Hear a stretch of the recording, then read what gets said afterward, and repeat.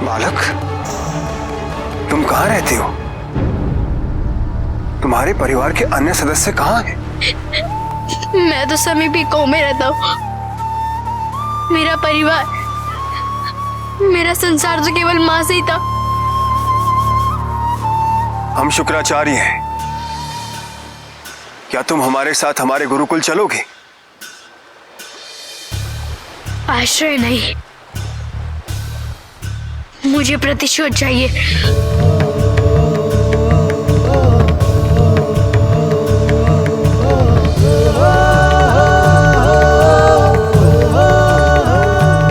क्या आप जानते हैं किसका है?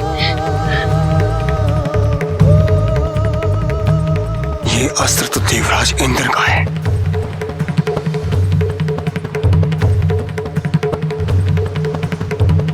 बालक, तुम यहां सुरक्षित नहीं हो। चलो हमारे साथ।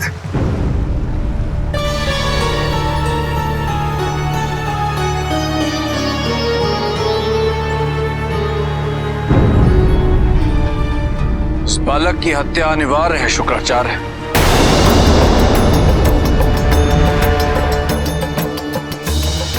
मैं जलंधर को अभी ये नहीं बता सकता कि उसकी मां की हत्या इंद्र ने की है।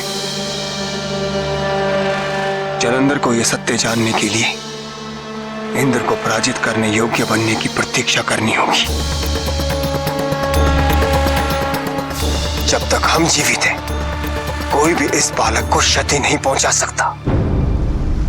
हट जाओ शुक्राचार्य, अन्यथा परिणाम अच्छा नहीं होगा। मूर्खों की भांति बातें मत करो।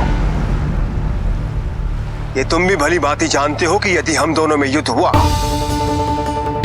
उसका परिणाम किसके लिए अत्यंत विनाशकारी होगा। हाँ, यदि तुम प्रयास करके देखना चाहते हो तो उसके लिए हम तैयार हैं। और हाँ, जाने से पहले यह भी सुन लो, ये बालक अपना प्रतिशोध लेगा। ना केवल अपनी मां की हत्या का, अपितु हमारी मां की हत्या का भी।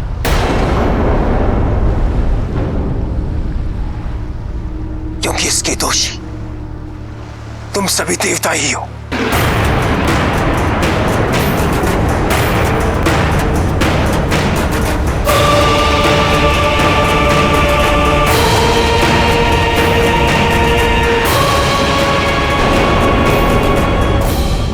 क्या आपकी माँ की हत्या भी?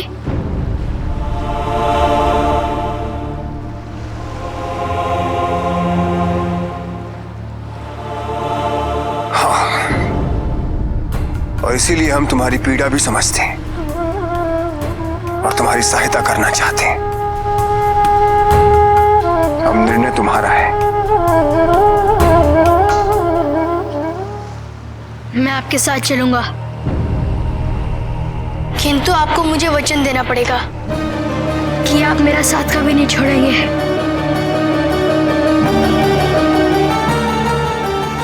माँ ने भी मुझे वचन दिया था, किंतु वो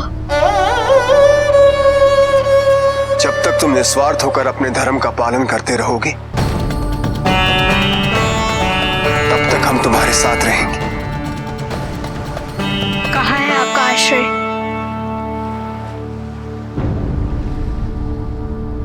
रुको।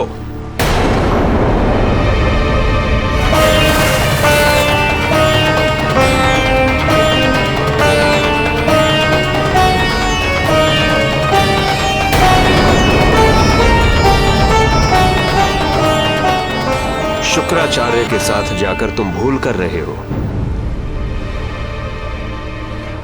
असुरों का साथ देना उचित नहीं है। आओ पुत्र, लौट आओ। मैं दूंगा तुम्हें संरक्षण। तुम्हारा भरण पोषण भी मैं ही करूंगा। आओ पुत्र। कहाँ थे आप जब उन देवताओं के रथ ने उन अंडों को कुचला और मेरी माँ रोती रही? कहाँ थे आप जब उन देवताओं की सेना ने मुझ पर और मेरी माँ पर आक्रमण किया। कहाँ थे आप जब उन देवताओं ने मेरी माँ की हत्या की? आचार्य ने मेरी रक्षा की है। देवता और मेरे बीच आकर इन्होंने प्रमाणित कर दिया है कि यही मुझे संरक्षण देने योग्य है। मैं स्वीकार करता हूँ कि मुझसे देर हो गई, किंतु मुझ पर विश्वास करो, तुम्हारी सुरक्षा का दायित्व अब मैं निभाऊंगा। देवताओं की बुराई के विरुद्ध जाने का यह अर्थ नहीं कि स्वयं बुराई के मार्ग पर चलने लगो।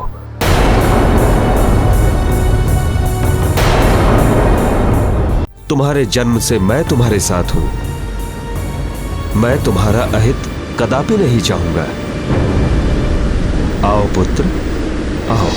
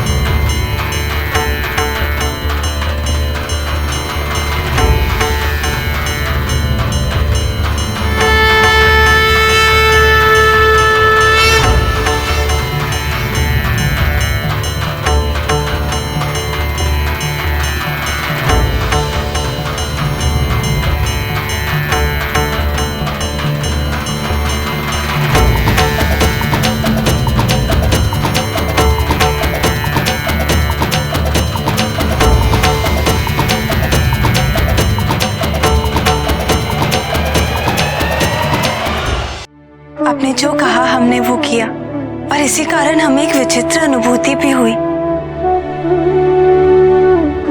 गुरुदेव, एक क्षण हमें ऐसा लगा जैसे हमने शेष सब कुछ भुला दिया हो। अब हमें पूर्ण विश्वास हो गया है कि आपके मार्गदर्शन से हम जो पाना चाहते हैं हमें वो अवश्य प्राप्त हो जाएगा। हमने आपको गुरु माना है, इसी कारण हमारा एक निवेदन है। हम चाहते हैं कि आप हमारे राजभवन चलें और हमें ध्यान लगाना सिखाएं। आइए गुरुदेव।